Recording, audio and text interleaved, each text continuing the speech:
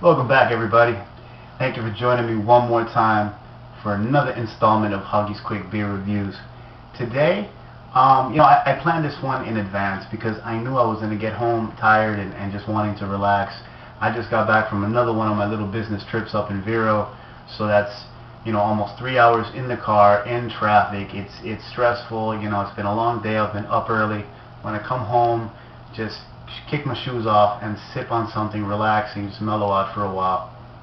And I've been sitting on this beer for a while, and I know there's a couple guys out there who have been waiting for me to get around to this review, so the time has come.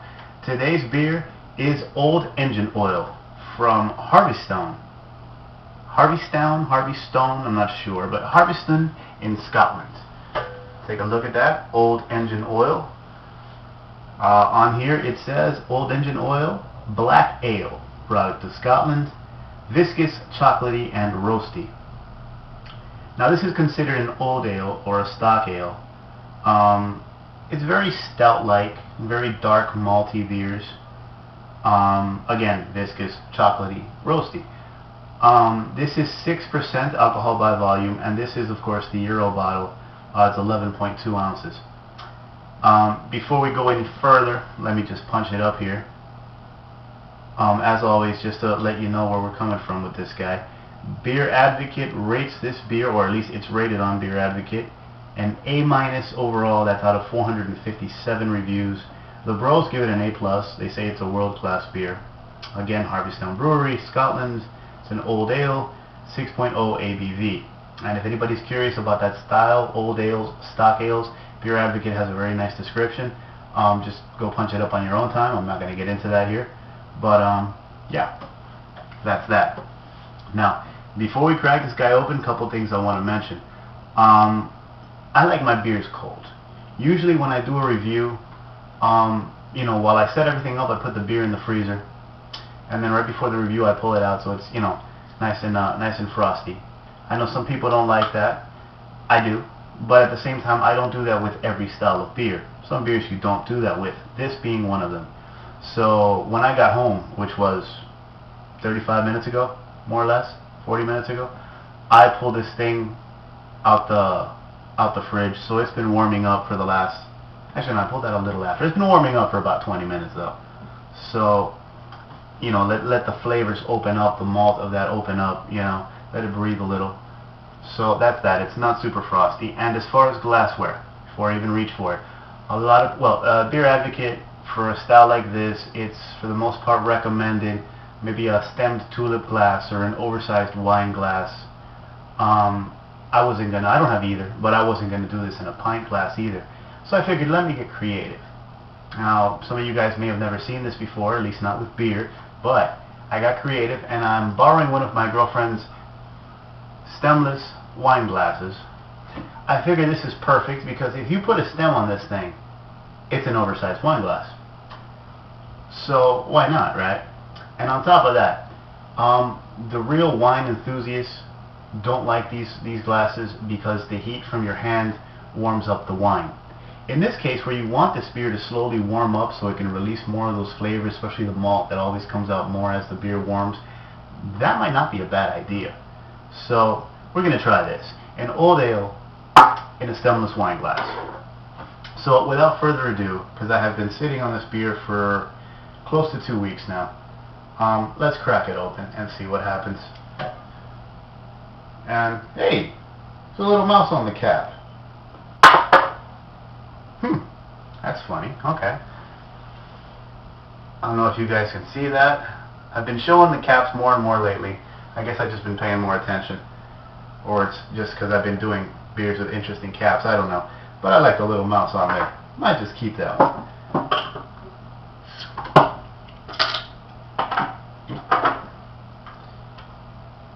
And we are not going to pour all of this beer out.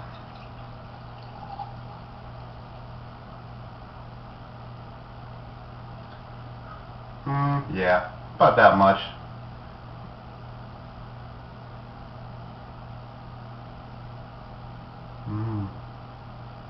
That smells good. Now I want to be careful. I don't want to drop this glass. My girlfriend will kill me. And I don't want to spoil this beer either. As you can see, this thing is black. I'm getting a dark brown around the edges when I hold it up to the light. So yeah, black and blacker is what you're going to get here. It's like a dark khaki colored head, and not a lot of it. It's receded rather quickly. But this looks very nice. And it smells a lot like an imperial stout. There is coffee in there. I mean, I'm sorry, chocolate in there. Cocoa-y, powdery chocolate. Hints of coffee as well. Just this is all roasted malt. Kind of a hint of licorice, a little hint of dark fruit, kind of a prune, kind of raisiny dark fruit.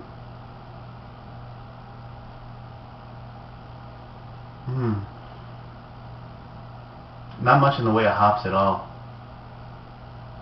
Although there is an underlying kind of crisp smell, slightly leafy, that could just be the very bare minimum hops that were used in this.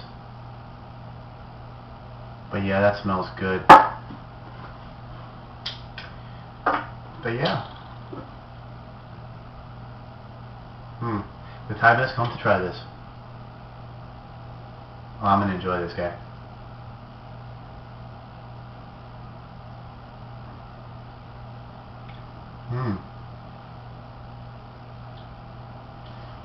As much roasted malt as you get in the smell, it's not the first thing that hits you.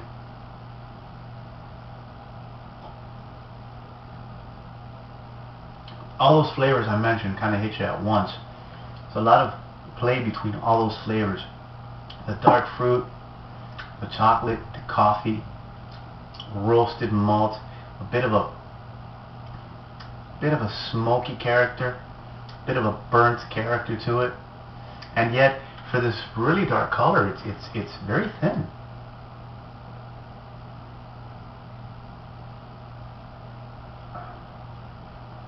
I wouldn't call this beer thin. This is, as far as the body, it is around the medium, but the mouthfeel is very thin, very light, very creamy.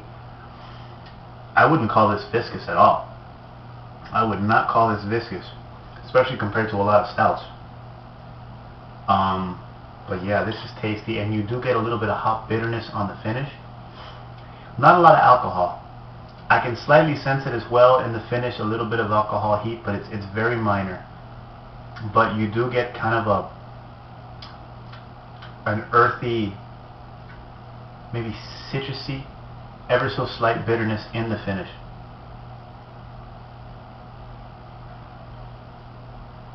Okay, maybe it's not that slight. Yeah, man, this is good. This is good. I would have bought a six. I would go buy a 6-pack of this if they sold them in 6s. This is a really good beer. If you like stouts and porters and dark beers with that roasted, toasted roasted, I always mix those up, but with that roasted malt texture and flavor, you're gonna love this. This is very stout-like, but with a lighter body. You get a little bit of hop bitterness in the end, and there's that interplay of all those flavors: coffee, chocolate, raisin, licorice. It's all there, and it's very tasty. This is a very, very, very good brew. Glass full. I'm not even going to argue. World class. Sure, I agree. If this is your thing, dark beers and all that, try it. Try it. You won't regret it, because this has got to be, as far as just complexity and tastiness, probably one of the best beers I've ever had. I mean, this tastes better, and it's just more complex than any stout I've ever had.